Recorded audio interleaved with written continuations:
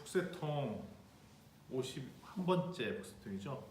모두 거짓말을 한다. 이 되게 유명한 책이고 이 저자 셀 스티븐슨 다비도위츠라는 사람이 이제 젊으신 분인데 박사과정 경제학 박사과정이에요. 근데 제가 이거 관련된 연구를 계속 구글 가지고 테스트를 하다가 결국 구글에 입사가 돼갖고 구글에 입사가 되니까 좋은 점이 뭐냐면 저거죠.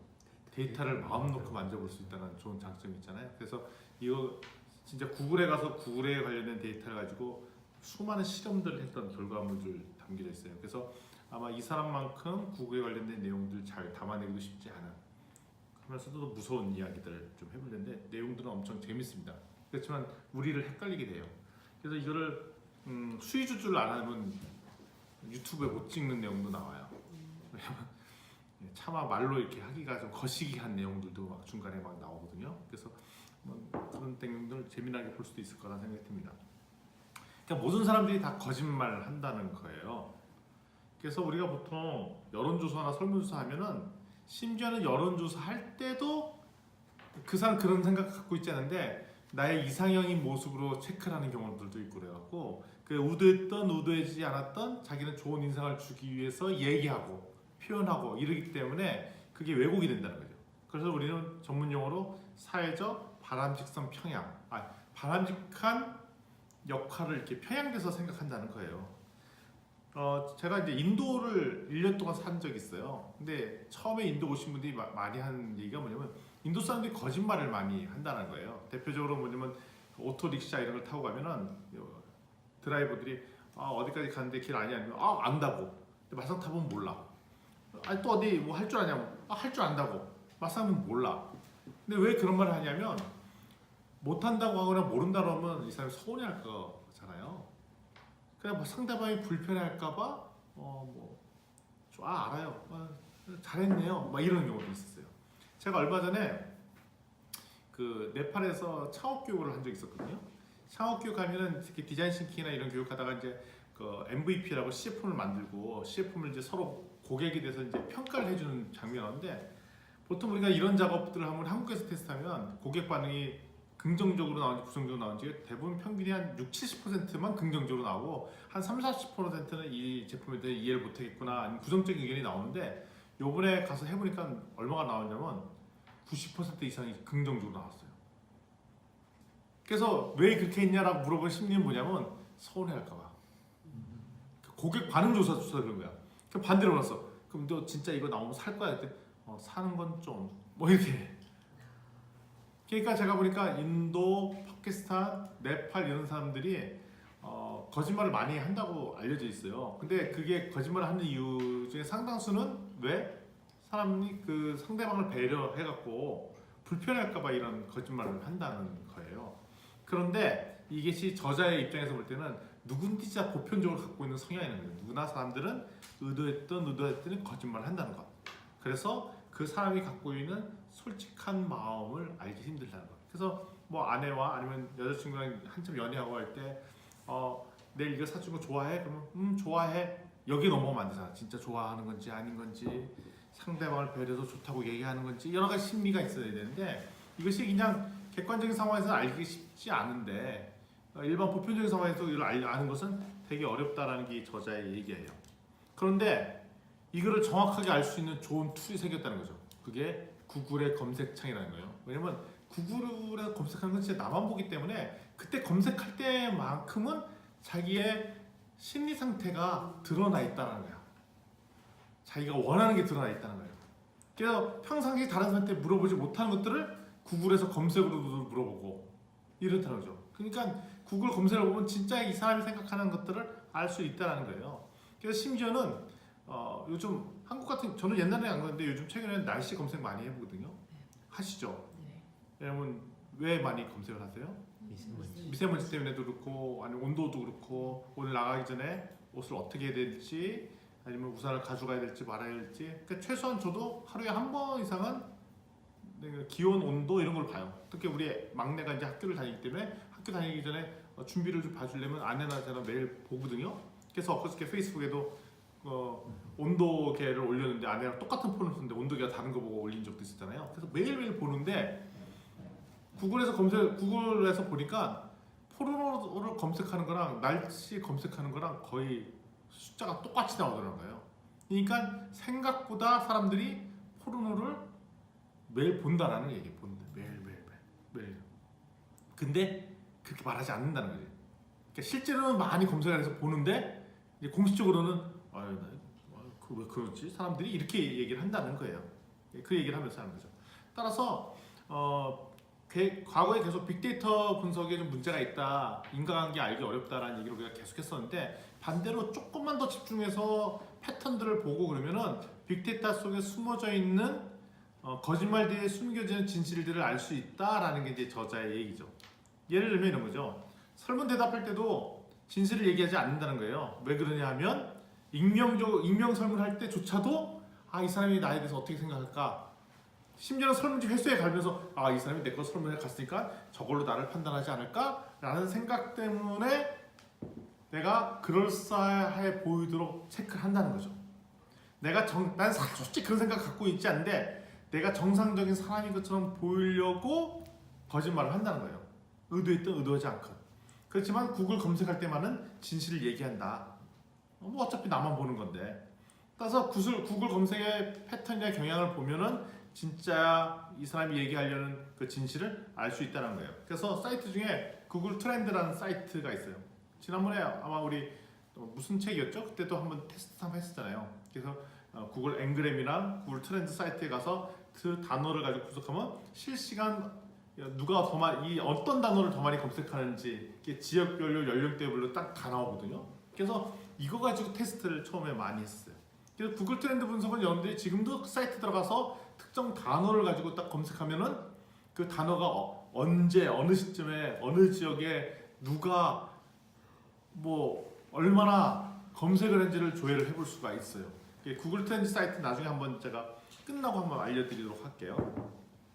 따라서 구글 검색은 사람을 되게 솔직하게 만들고, 따라서 구글 분석의 좋은 장점은 데이터가 많이 축적됐다는 게 그것도 좋은 점이지만, 그것도 더 좋은 점은 사람이 검색할 때만은 거짓말하지 않는다라는 거예요. 그래서 재미난 거는 뭐냐면 구글에 앵그램이라는 또 사이트가 있어요. 이거는 뭐냐면 문서 책을 데이터베이스로 했어요. 그래서 미국에 남북 전쟁이 있었잖아요.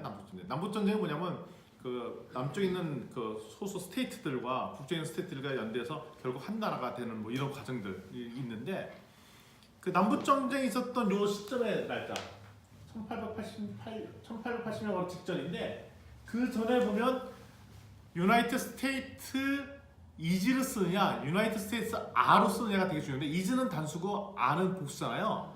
지금은 유나이티드 스테이트가 하나의 미국이기 때문에 이즈를 쓰는데, 옛날에는 거기 여러 주기 때문에 복수형을 썼다는 거예요. 근데 재미난 것은 남북전쟁 이후에 진정한 통일이 일어난 이후에 유나이티드 스테이트 이즈라는 단어를 썼다는 거예요. 사람들이 많이. 그러니까 그전에는 R을 썼다가.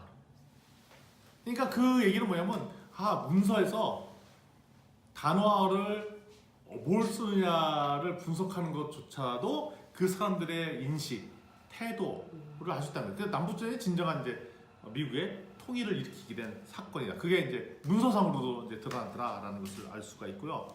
재미난 것은 이게 고객 여정 지도랑 비슷한 건데, 그 영화에 나오는 대사들을 다 분석을 했어요. 그래서 보면 이 세로축이 뭐냐면 행복지수 얼마나 행복하냐, 아니면 불행한 단어들이 막 나오느냐 이런 거죠. 그래서 영화 한 편을 행복한 단어들이 얼마나 나오고 불행한 단어들이 얼마나 나오는지 해서 해리포터의 죽음의 성모를 가지고 단어 분석을 했더니, 초창기에는 재미나게도 막 행복하게 시작했다가 위기 빠질 때 불행한 단어가 행복했다가 자충하다가 이게 결론 이렇게 행복하게 끝나는 책이 있었고, 127시간은 뭐냐면 이게 조난 사건을 당해요. 이 영화 보신 분은 아니겠죠. 그러니까 사람이 조난 사건 했다가 결국 어떻게 나면 자기 팔을 자르고 나와. 그래서 살아나. 그래서 시간이 127시간이에요. 127시간. 그러니까 이게 뭐겠어요?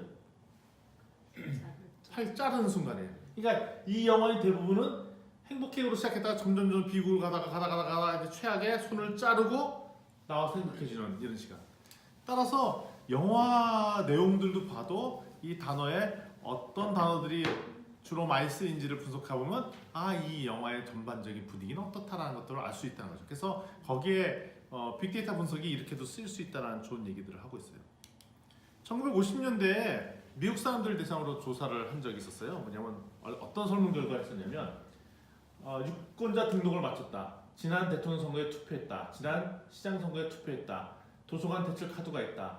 나는 공동 모금화 운동에 기부했다. 이런 거를 물어봤더니 그런 거 했습니다라고 체크했던 거랑 실제 수집된 데이터 보면 엄청나게 큰 차이가 나도록 실제 데이터는 낮고 설문은 했다라고 얘기를 한다는 거예요.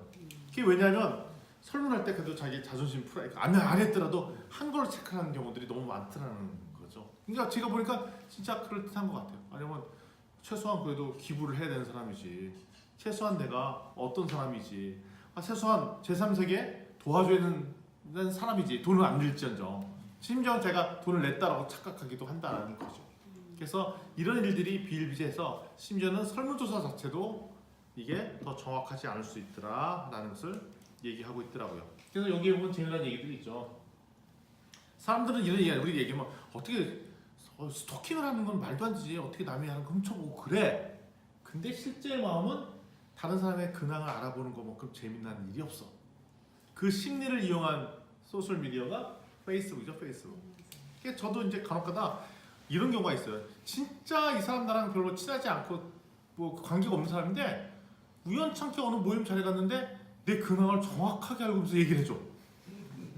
그럼 사는 얘가 내가 늘 보고 있다는 거야.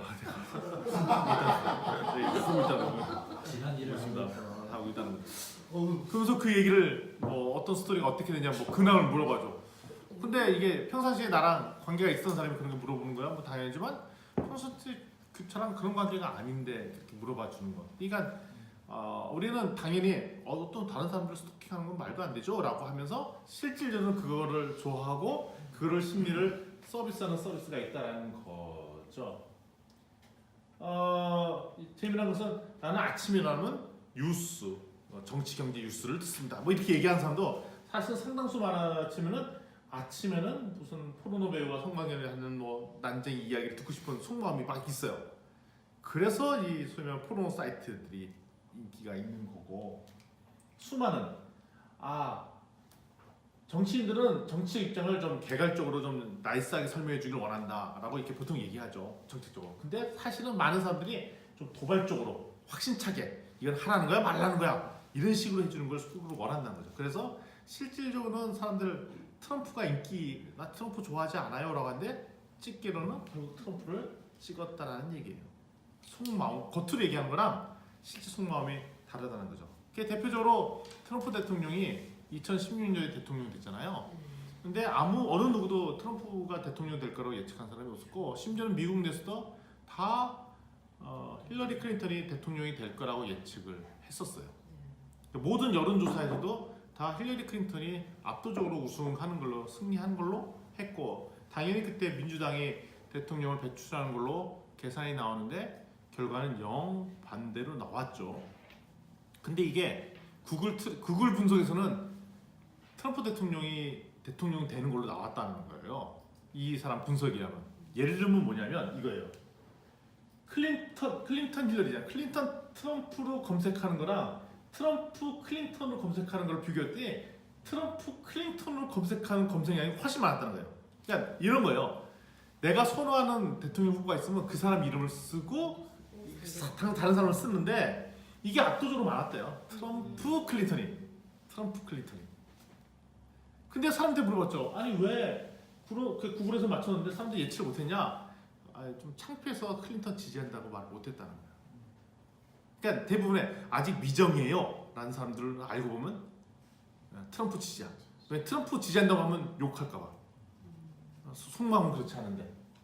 그래서 트럼프 뽑겠다고 말하는 것 자체가 창피한 걸 알고 그 사람은 막 스캔들도 많고 그러잖아요. 근데 그 사람이 문제가 많은 걸 알면도 불구하고 그래도 이번에는 저 사람이 돼야 돼. 그렇지만 말로는 못하고. 그랬던 사람들이 꽤 있었다라고 이제 해석을 해주는 거죠. 이와 비슷한 사건이 그 영국의 블랙시트, 유럽 연합에서 탈퇴했잖아요. 그때 영국 시민의 대다수 의견은 블랙시트 반대하는 거고 아니면 유럽 연합에 남아야 된다는 거고 우리가 그 연합 정식을 깨는 것이 말도 안 된다는 것이 보편적 얘기였어요. 그때 영국 국민이 투표했잖아요. 근데 블랙시트를 결정해버렸어. 본인들이 놀랬어. 자기 힘들었다 이게 힘들었다. 그렇지만 겉으로는 우리가 유럽 연합의 유니언으로 우리가 연대하면서 같이 살아야지라고 말을 하면서 속으로는 그렇지 않았다는 거예요.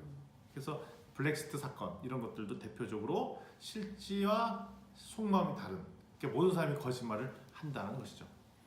오바마 대통령 선거인데 실제 여론조사 2012년도에 버락 오바마가 재선에 성공하는데 실제 여론조사보다 4% 빠져서 나왔어요. 훨씬 더 잘 나올 것 같았는데 당시 지금 미국에서도 인종주의자 있잖아요. 뭐 백색 우월주의 이런 사람 가진 사람이 없잖아요. 근데 속으로는 우월주의자 갖고 있는 서양인 사람들이 있어요. 그래서 잘 분석해 보니까 오바마 깜둥이 이렇게 검색했던 검색어가 많이 나왔던 지역에 실제로 표가 깎여서 나왔다는 거예요. 겉으로는 그렇지 않아도. 그러니까 속으로는 오바마 대통령이 훌륭하고 좋은 거 다 알면도 불구하고 그럼에도 불구하고 흑인이 되는 거 대통령 안 좋아하고 이런 사람. 그렇지만 겉으로는 말을 못하고 그것 때문에 안 된다고 말도 못하고 뭐 이런 사람들이 제법 있었다라는 얘기를 할 수가 있었습니다. 미국의 총기 테러 사건이 2000년 9월달에 나죠. 이라크 전쟁 이후. 그래서 이슬람은 테러 고정라는 고정관념이 생겼어요. 특히 총기 사건에 이슬람계 사람의 이름이 들어간 사람이 총기 사건을 일으켰다는 사건을 알고 무슬림을 죽이고 미국에서 몰아내자라는 그 막 목소리가 나왔어요. 근데 그 오바마 대통령이 무슬림이거든요. 네.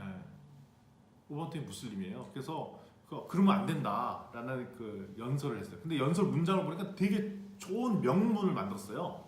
근데 실시간으로 그 발표하는 시간대에 그 댓글이나 검색어를 이렇게 보니까 그 오바마 대통령이 되게 꼰대 같은 얘기, 그러니까 바람직한 얘기를 할 때는 부정적인 검색어가 막 더 나와. 그래도 죽어야 돼, 막 뭐 이런 검색어만 나오고 그게 아니라 되게 무슬림들의 긍정적인 의미, 사랑, 그러니까 감성적인 이야기할 때는 갑자기 구글 검색어가 긍정적으로 변하는. 그래서 누구를 남을 가르치려고 들거나 그렇다고 넘어가는 것이 아니라 되게 감정적으로 호소할 때는 되게 긍정적으로 바뀌고 또 꼰대같이 가르치려고 할 때는 부정적으로 바뀌고 그러니까 이것이 민감하게 약간 감성적으로 검색어가 막 왔다 갔다 바뀔 정도로 그 예민한 상황이었다는 얘기를 하고 있다는 거죠. 그리고 인정하기 쉽지 않은 건데 맹모 삼천지교 있잖아요. 맹모 삼천지교가 뭔지 아시죠? 맹자 어머님이 자녀 교육을 해서 이사를 3번 갔다. 서당 옆으로 결국 갔다라는 건데 이게 빅데이터 분석을 해보니까 맞는 얘기라는 거예요. 맞는. 자녀 잘 되게 하려면 좋은 곳으로 이사 가는 게 데이터로 보니까 맞더라는 거죠. 가장 좋은 데가 뭐냐면 좋은 대학 주변에 사는 애들이 성적이나 잘 될 수 있는 가능성이 제일 높았대요. 그게 왜 그런가를 분석했더니 그 미국의 좋은 대학 주변에 혁신적인 프로그램들이 되게 많이 있어. 자녀가 어렸을 때 혁신에 노출될 가능성이 높다는 거예요. 왜냐하면 독특한 형태의 연주회, 특이한 라디오 방송국, 뭐 벤처의 시도들, 독립 레코드 뭐 이런 것들, 그다음에 최첨단 예술과 아이디어가 늘 접해서 그런 것들에 대한 실험들이 있는 곳을 어렸을 때 봤던 애들이 결국 그렇게 갔다는 거예요. 그게 아니면 차라리 대도시나 대도시 인근 지역에 살았던 애들. 왜냐면 도시에는 아무래도 성공했던 모델들이 많이 있기 때문에 그걸 봤던 경험들이 있었던 데가 있고 그 외 지역, 그러니까 대학이 없는 지역에서는 잘 됐던 케이스들이 월등히 적었다는 거예요. 데이터 분석으로 보니까 대학이 없거나 그 도시가 아니거나 이렇게 외곽에 갔던 애 중에 잘 됐던 경우들이 거의 없었다는 거예요. 이거 보니까 서울 가야겠네 다시? 옆에 아니면 지방 가더라도 카이스트 옆집에 살아야겠네? 서울에 안 가가지고 아니면 뭐 전남 가기 위해 포항공대 옆에 가야겠네? 뭐 이런 거예요. 이런 거 거의 느낌이. 그게 아니면 또 제3의 그룹이 뭐냐면 이민자 그룹이 많았던 지역에 살았던데 특별히 인도인 지역이 옆에. 그러니까 인도인 중에 미국에서 출세한 사람 많잖아요. 지금 구글의 대표도 인도 사람이고 뭐 이렇잖아요. 이런 걸 보면서 자녀가 성공할 것이 그 창의성 있고 새로운 시도를 하는 그 인도 사람들, 중국 사람들 옆에 살았던 미국인들이 더 잘 될 가능성도 있었더라는 거죠. 왜냐하면 치열하게 애들이 막 공부하는 모습들 보고 막 집요하게 하는 모습들 보고 영향을 받아갖고 했다는 거예요.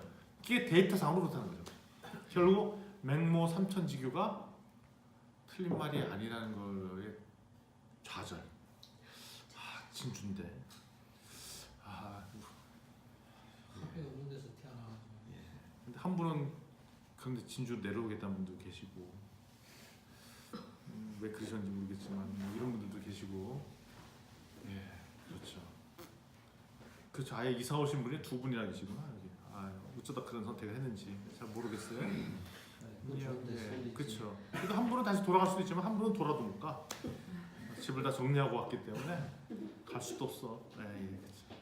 그러니까 뭐 기껏해서 가는 데도 명동 놀러 가고 그러잖아요. 서울 사람들 절대 안 가는. 미세먼지 뭐 이해할 수가 없어요.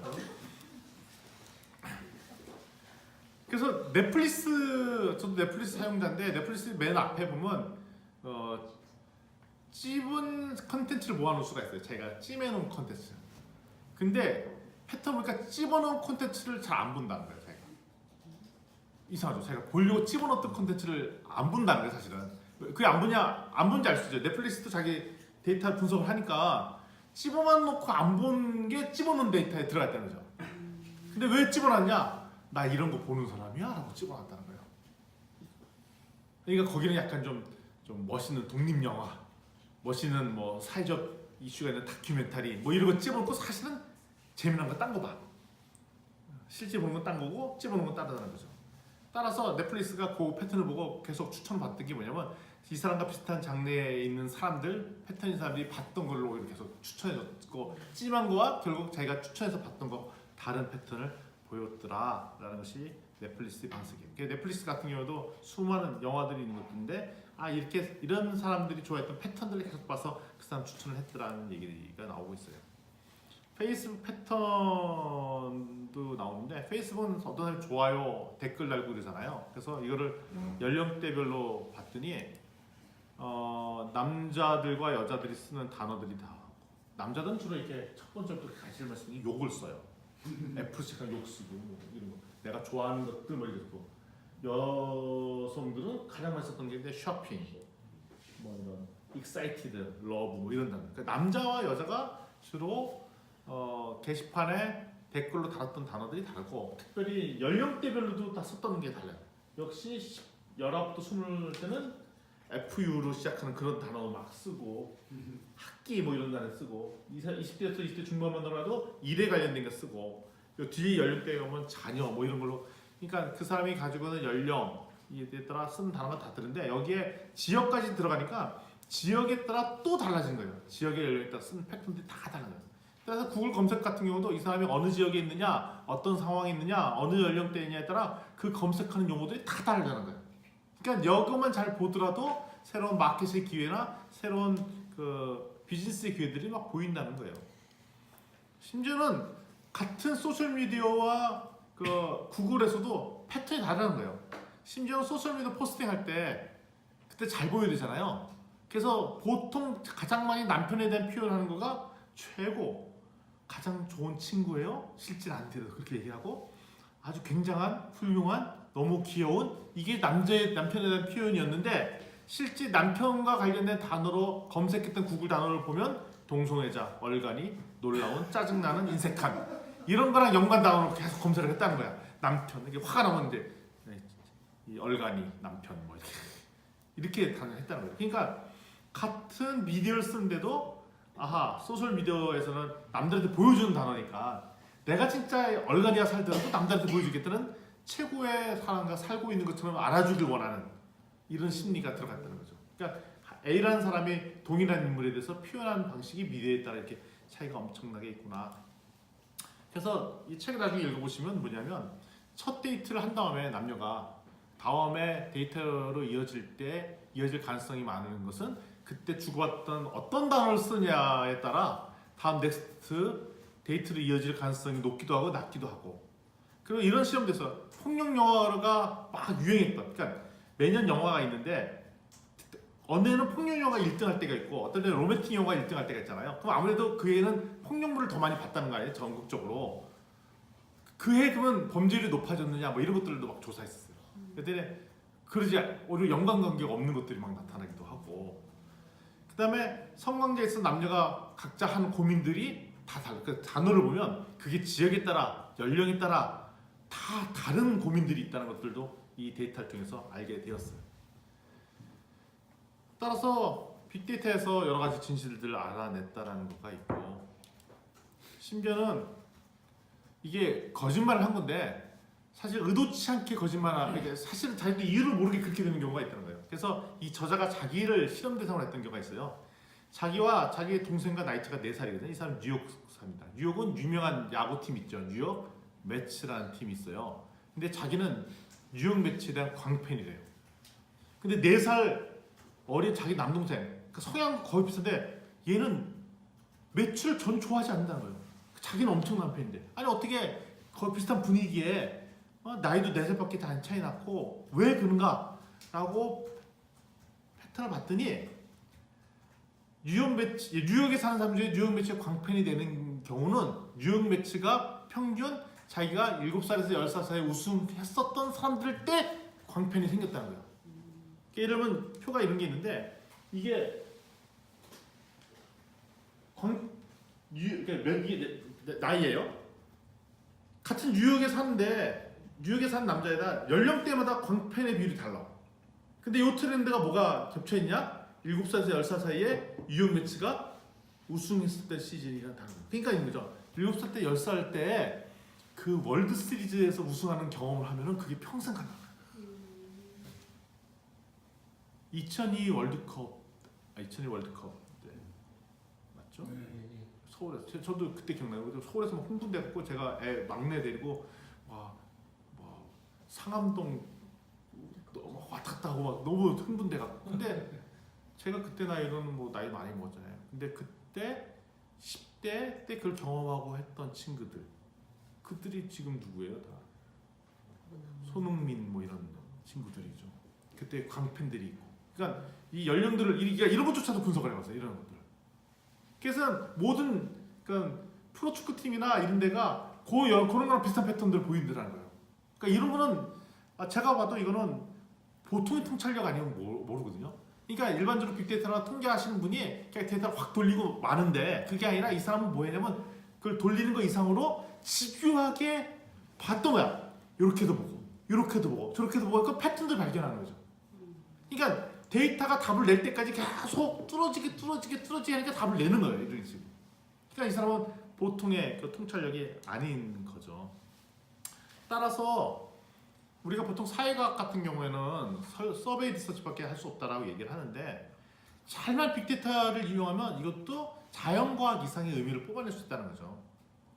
가설을 세우고 가설 검증하고 막 이러는데, 아니 사회과학도 자연과학 이상의 좋은 정확한 인사이트를 얻어낼 수 있기 때문에 더 데이터를 집요하게 보면서 사회 현상과 묶어서 이거를 좀 볼 필요가 있다는 거예요. 그래서 저희가 지금 학교 정보 과제를 연구하는 거나 여기 김현준 선생님도 같이 연구하는 이슈들에 더 우리가 이 데이터를 가지고 집요하게 보면은 그 데이터가 답을 할 거라는 거야. 그래서 이런 자세가 필요하다라는 거고, 보통 프로이드 이론들이 그러니까 이론은 좋았는데 검증 단계에서 많이 실패한 분들이 있거든요. 빅데이터 분석을 통해서. 그래서 빅데이터 분석을 통하면 더 많은 이론들도 만들어낼 수 있다는 거예요. 그래서 우리 새롭게 공부하시는 분들은 이 데이터와 좀 친해지시면 좋겠다라는 생각을 합니다.